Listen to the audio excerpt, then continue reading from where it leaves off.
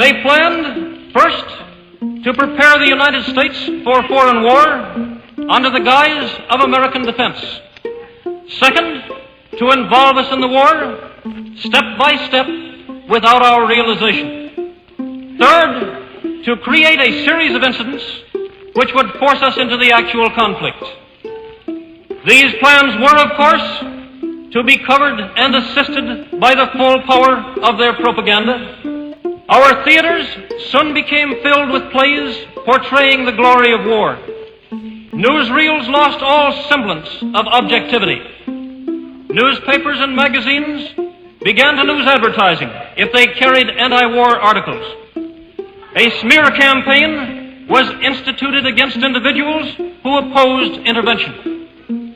The terms fifth columnist, traitor, Nazi, anti-Semitic were thrown ceaselessly at anyone who dared to suggest that it was not to the best interests of the United States to enter war.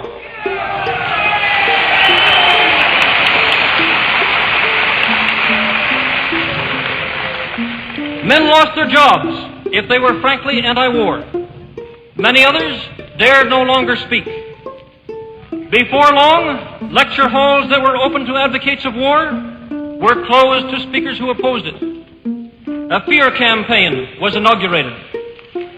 Propaganda was in full swing. Ever since its inception, our arms program has been laid out for the purpose of carrying on the war in Europe, far more than for the purpose of building an adequate defense for America.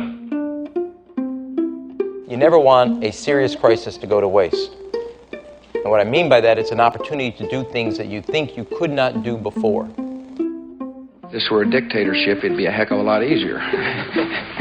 Just so long as I'm the dictator. There is no doubt that Saddam Hussein now has weapons of mass destruction. There is no doubt that he is amassing them to use against our friends, against our allies, and against us. Those weapons of mass destruction got to be somewhere.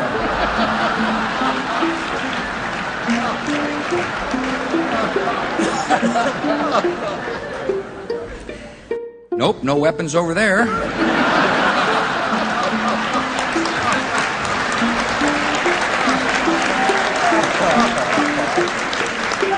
Maybe under here.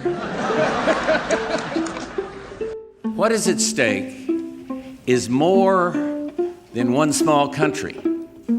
It is a big idea, a new world order, where diverse nations are drawn together in common cause to achieve the universal aspirations of mankind: peace and security, freedom, and the rule of law. Peace and security, freedom, and the rule of law. Well, you know how I feel about the Gaza Strip. I think it's an incredible piece of important real estate. We're going to have Gaza. We don't have to buy. There's nothing to buy. We will have Gaza. What is that? There's no reason to buy. There is nothing to buy. It's Gaza. It's a war-torn area. We're going to take it. We're not going to buy anything. We're going to have it. We're going to keep it, and we're going to make sure that there's going to be peace, and there's not going to be any problem, and nobody's going to question it. And Mr. President, take it under what authority? It is sovereign territory. Under the U.S. authority.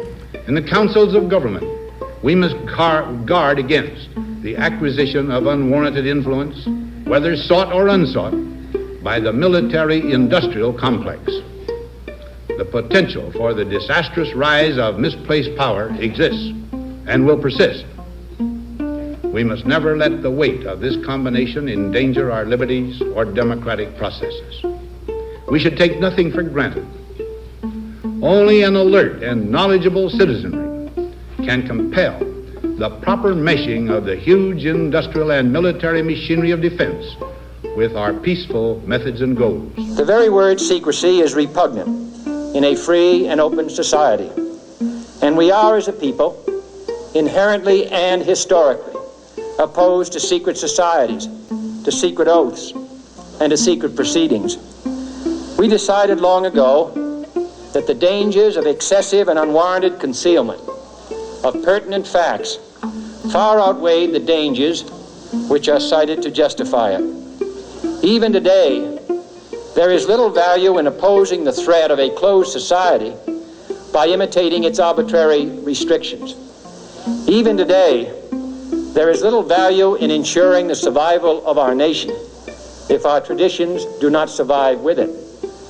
And there is very grave danger that an announced need for increased security will be seized upon by those anxious to expand its meaning to the very limits of official censorship and concealment. That I do not intend to permit to the extent that it's in my control.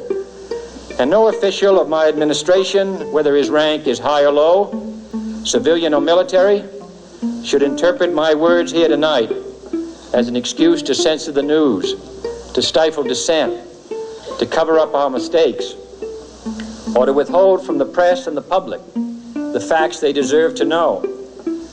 For we are opposed around the world by a monolithic and ruthless conspiracy that relies primarily on covert means for expanding its sphere of influence, on infiltration instead of invasion, on subversion instead of elections, on intimidation instead of free choice, on guerrillas by night instead of armies by day.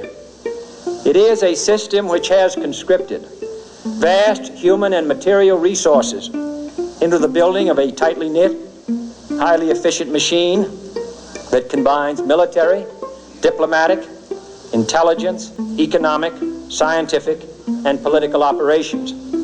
Its preparations are concealed, not published. Its mistakes are buried, not headlined. Its dissenters are silenced, not praised. No expenditure is questioned, no rumor is printed, no secret is revealed.